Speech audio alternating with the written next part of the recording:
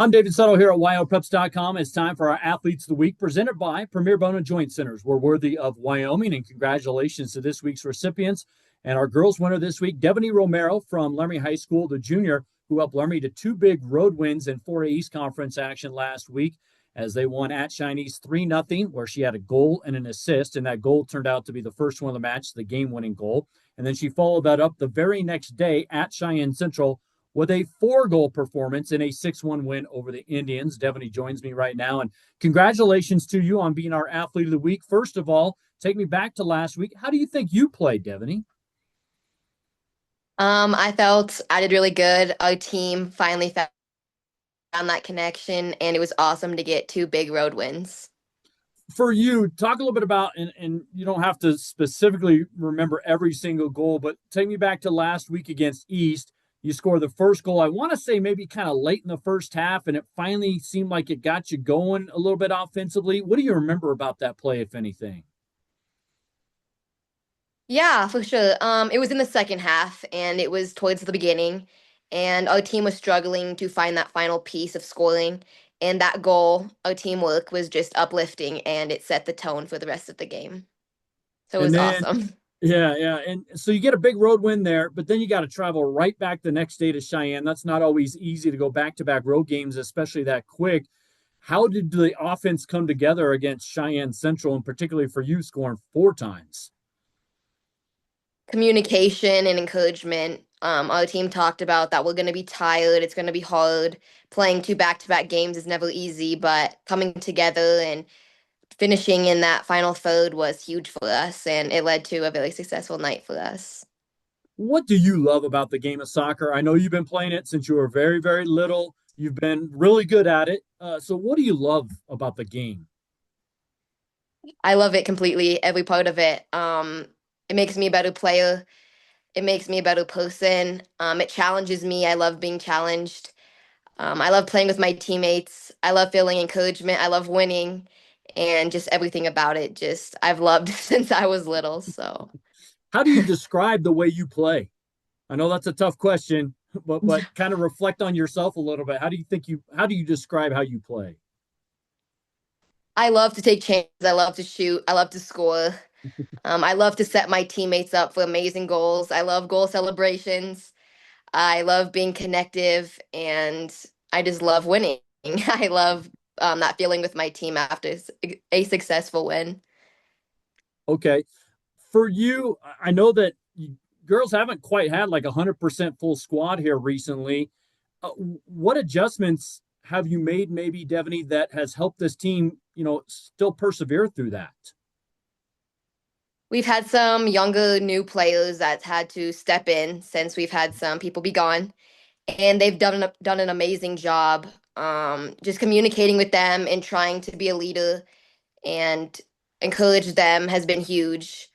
Um, just overall communication with them is what's led to our wins last week. Talk a little bit about also now you're starting to get to the second time through conference action and see these teams. What adjustments do you think you girls need to make, if any? We've, yeah, for sure. We've learned something from every single game, win or loss, tie. We've always taken something away and put that into training. And we've watched film on the teams that we're playing this week, which is huge.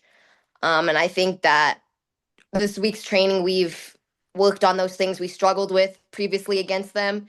And right now, I feel like we're stronger than ever, and we're ready for these upcoming challenges this week.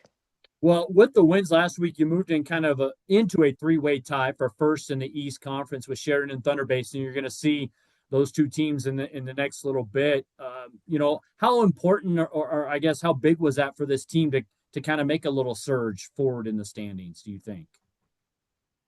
It was important. One of the teams we play this week is tied with us for first, and so it's going to be a big game. For us to get that confidence of winning and scoring and working as a team, even when we maybe don't have some of our good players there, like we had people who stepped up, and that was huge for us. So, coming off those wins, we have confidence, and we're really ready to win this week. Well, Devani, I want to say thank you for your time. Congrats on a great effort last week, and congratulations on being our athlete of the week this week. Thank you so much. We continue here at Wyopreps.com to spotlight athletes with our Athlete of the Week feature presented by Premier Bone and Joint Centers. We're worthy of Wyoming. I'm David Settle and joined by our boys winner this week. And it goes to Brody Johnson of Saratoga, who had an outstanding performance at the Nancy Steinberg Invitational last week in Rollins. As Brody ended up winning the 200 meters at 23.80 seconds, won the 300-meter hurdles at 41.98 seconds, took a runner-up in the 100-meter dash and third in the 110 hurdles. And it all helped the Panthers in a track meet where they were competing against 4A and 3A competition, as well as some 2A and 1A schools. Finished second in the boys' team standings. And Brody joins me right now. Brody, congrats on a great performance last week. Take me back to Rollins. How do you think you did in 4 track events last week? I think I did pretty well overall. I'm still kind of getting used to competing in high school and getting used to all the new competition, and it's been great. Obviously, you're in the 2 sprint events, but you're in the 2 hurdle events. How do you kind of balance that in a track meet? Well, I know that the first hurdles, they're pretty the 100 and 100 hurdles are usually right after each other, so I like to use the 110 hurdles as kind of a warm-up. Well, do you have a preference over regular sprints versus hurdles? Does it matter right now? I like them both. They're pretty even for me. Okay, all right. So for you, let's talk about the hurdles in particular. You finished third in the 110, you won the 300s. What's the difference for you individually in those races? The difference is